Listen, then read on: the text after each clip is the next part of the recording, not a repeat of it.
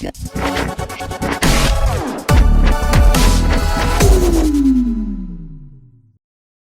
1983 Thunderbird marked a major turning point, and it was a drastic departure from its predecessor. The infamous 1980 to 1982 Thunderbird was built on Ford's rear-wheel drive Fox body platform. The redesigned 1983 model continued the trend, but saying it looked better is a massive understatement. The new 1983 Thunderbird was a major risk taker, with its sleek, aerodynamic European styling. When the 83 model debuted, it was a radical design and shared no design elements with any other American personal luxury coupe on the road at the time. The fresh, radical design was penned by Dave Royer and Jack Telnack. Jack Telnack is the same designer responsible for the also radical and wildly popular 1986 Ford Taurus and the 1992 F-150, just to name a few.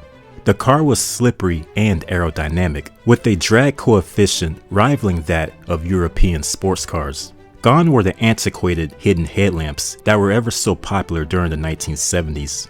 The car now had 4 exposed sealed beam headlamps. Around back, the tail lamps had a contemporary design and carried on the tradition of the Thunderbird insignia on each lens. The clean wind sheeting shape earned it the nickname Aerobird, with a 0.35 coefficient of drag, which was very low for the time. Style-wise, the car was a radical departure from its predecessor, but it did retain the traditional long hood and short deck lid exterior proportions, although the wheelbase was a bit shorter. The execs were looking to reverse the sales slide of the previous 1980 to 1982 car.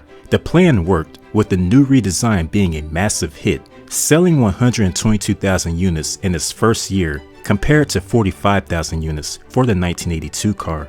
For 1983, buyers could get their Thunderbirds in base and heritage. Ford even offered a performance model known as the Thunderbird Turbo Coupe. Introduced mid-year, this top-of-the-line forced induction variant attracted enthusiastic buyers.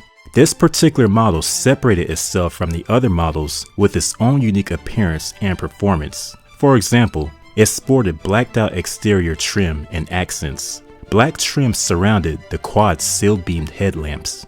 The base and heritage came standard with the well-known 3.8-liter Essex V6. This mill generated 110 horsepower and was mated to a 3-speed automatic. A 5-liter V8 that pumped out 140 ponies was available in those two models as well. The Turbo Coupe, however, did things differently. Under the hood lurked a 2.3-liter single overhead cam inline 4. The 4-cylinder coupe came with a standard 5-speed stick.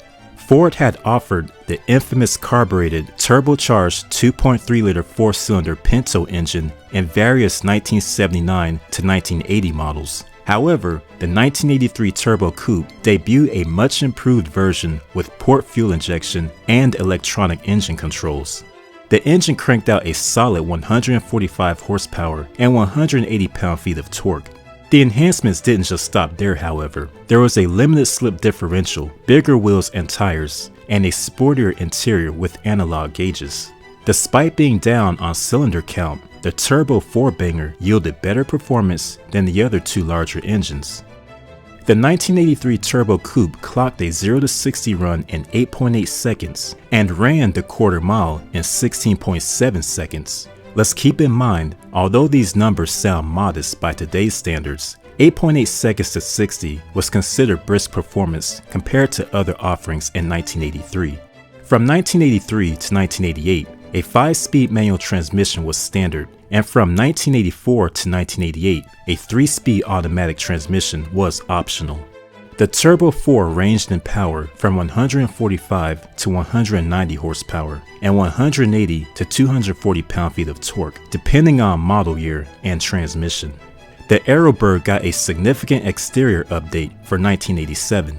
The refresh included composite headlamps, which shared the design language with the Taurus, Mustang, and SVO Mustang. The traditional front grille was omitted. There were twin air inlets on the hood, new rear taillights, and sporty 16-inch alloy wheels. This styling change made the car look even more aerodynamic. Motor Trend magazine awarded its Car of the Year award to the 1987 Thunderbird Turbo Coupe. Mechanical updates included an intercooled engine, programmed ride control electronic suspension, anti-lock brakes, and other changes. Speaking of motor trend, Car and Driver magazine tested a 190 horsepower, 5-speed stick shift 87 Thunderbird Turbo Coupe and clocked a 0 to 60 time of just 8 seconds and a quarter-mile time of just 16 seconds. The interior of the Turbo Coupe was both contemporary and sporty. In 1985, it got a more curvaceous dash that it would keep up until 1989.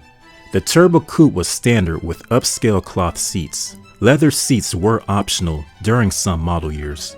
The Turbo Coupe had a lot of various standard features. Available luxury and convenience options were offered, keeping in line with its European styling.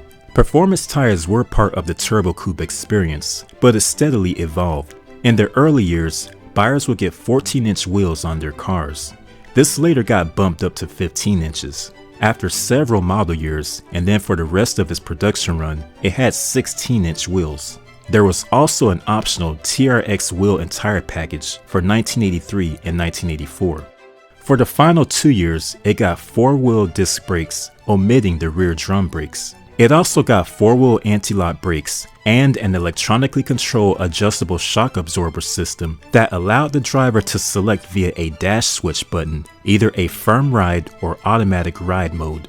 The execs were looking to replicate a European look and feel with the 83 to 88 Turbo Coupe, and they met their objective. With its design, performance, handling, and braking, it was a formidable rival in the two-door luxury sport coupe segment. The Turbo Coupe remained in the lineup up until 1989. 1989 marked the beginning of a new Thunderbird generation, once again with the influence of Jack Telnack. The spiritual successor of the Turbo Coupe was the Super Coupe, being powered by a supercharged V6 cranking out 210 horsepower.